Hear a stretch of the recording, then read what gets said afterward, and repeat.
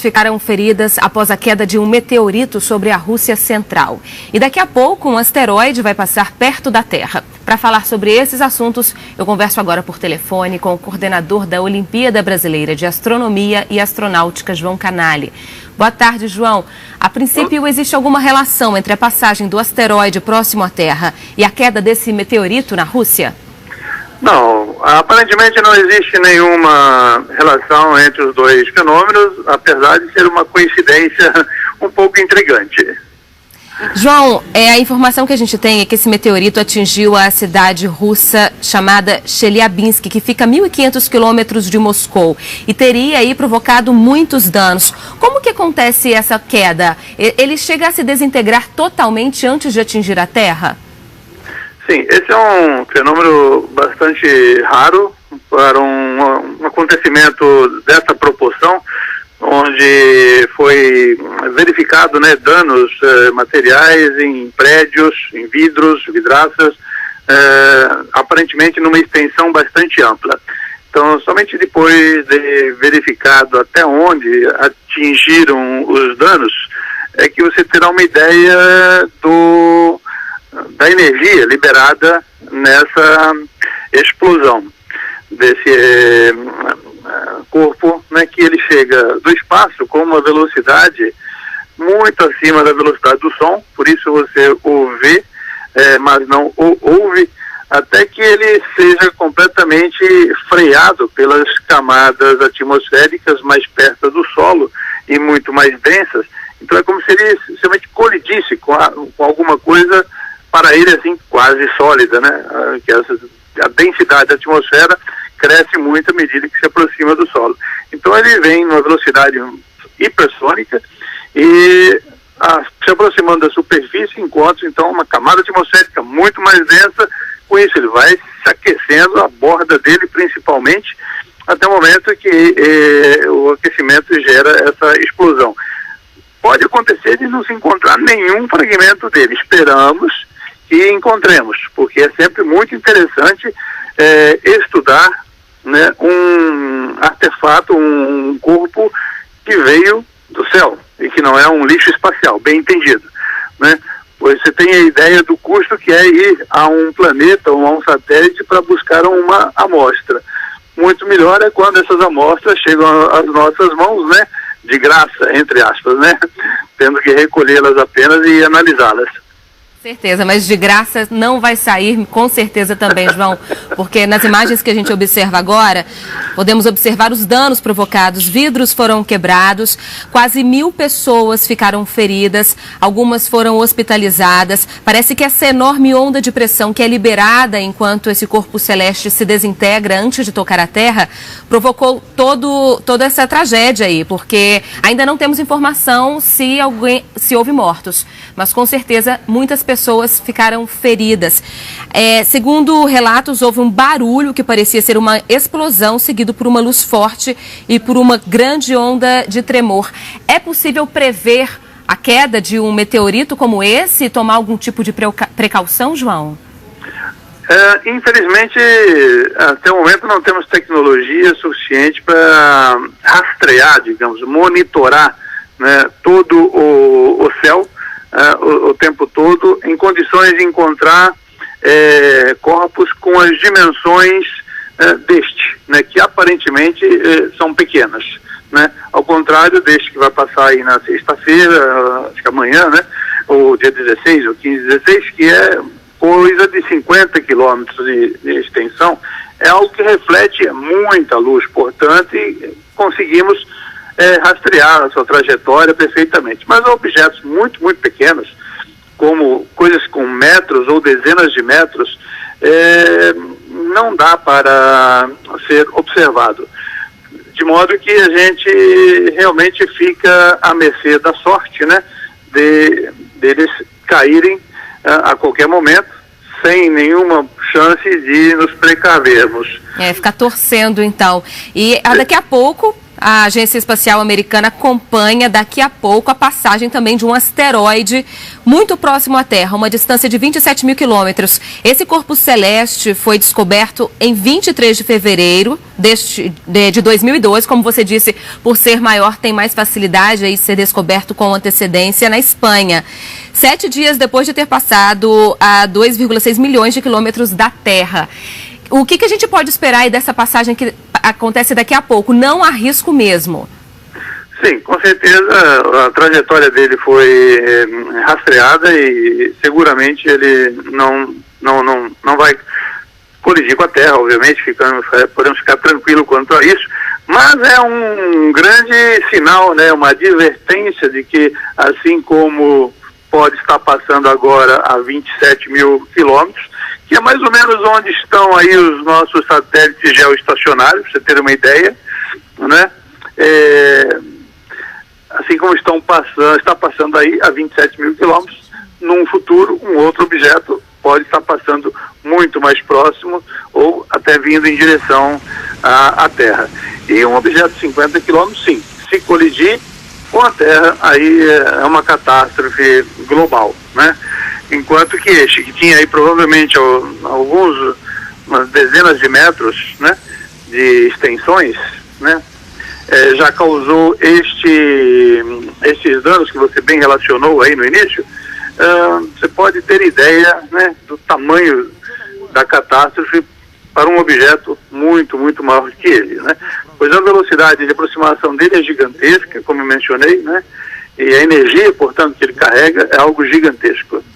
Temos um evento histórico, né, de 1908, em Tunguska, onde alguma coisa extremamente potente explodiu no alto de uma floresta e que destruiu cerca de 200 quilômetros quadrados na ocasião, né? Ou seja, mesmo com a nossa camada protetora, que é a atmosfera, ela não vai nos proteger, obviamente, de coisas muito, muito grandes, né? Isso.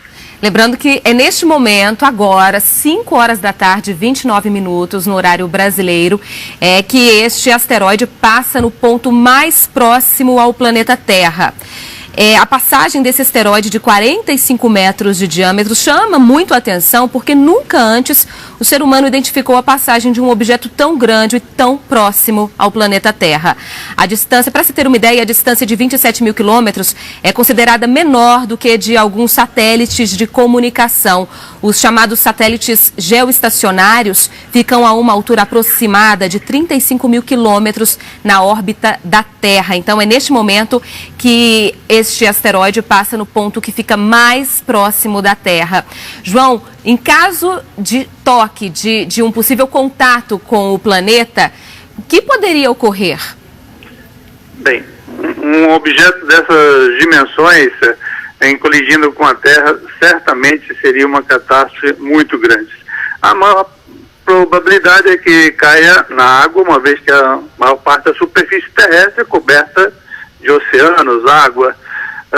Isso geraria uma super tsunami para começar, e provavelmente varreria quase que o globo todo, né?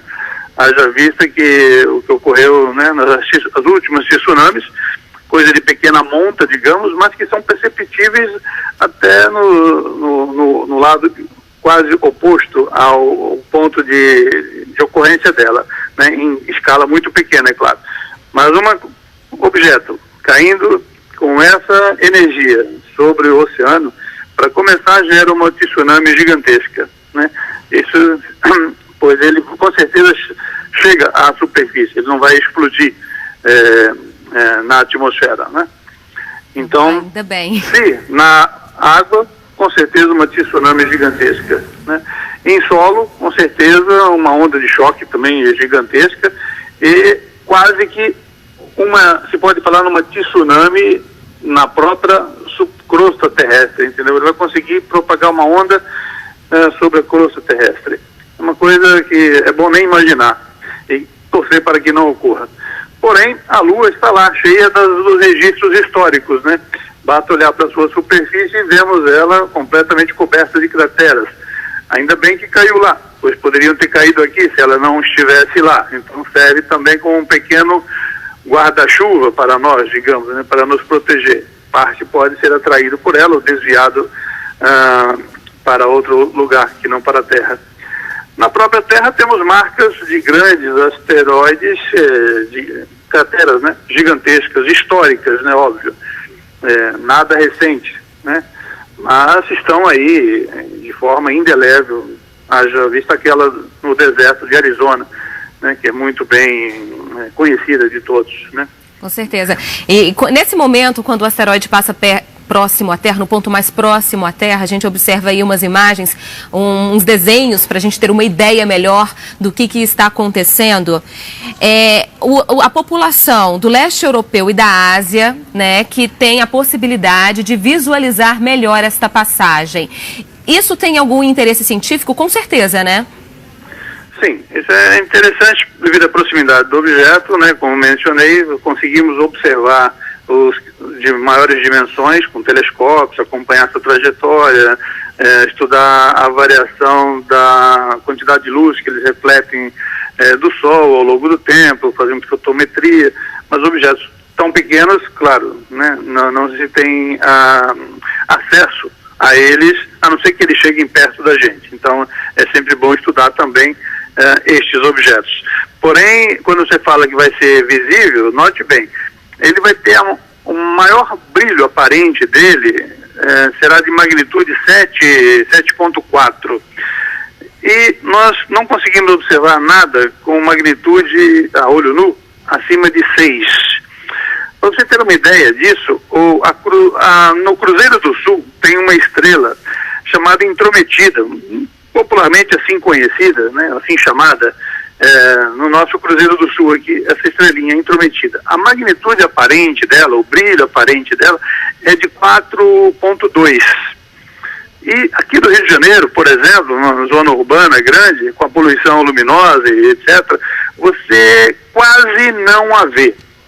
E, portanto, você não vê também estrelas de magnitude 5, 5,5, 6 de zonas urbanas. Apesar de que numa zona rural, em céu adequado, você até vê objetos de magnitude 6. Mas a olho nu é impossível ver qualquer coisa acima de magnitude 6, exceto com pequenos binóculos. Aí sim eles conseguirão observar, desde que saibam a direção, né, para a qual observar. Ou seja, não é nada parecido com um cometa, por exemplo, né, de grandes dimensões, que mesmo você não sabendo, que torna-se automaticamente invisível, né? Um cometa. Esse não, ele não tem causa. Apesar do tamanho dele ser grande para os meteoros, né, para os asteroides, né? Ele não tem nenhum rastro, nenhuma cauda, e portanto será de muito, muito difícil localização e observação dele. Com certeza. Com no mínimo um binóculo será necessário. É uma pena, mas mesmo assim é um evento notável, porque corpos celestes com essa dimensão passam perto da Terra a cada 40 anos em média, atingem a Terra a cada 1.200 anos. Ainda bem, não é, João? Eu te agradeço muito aí pela participação no Hora News. Nós conversamos com o João Canali, que é coordenador da Olimpíada Brasileira de Astronomia e Astronáutica.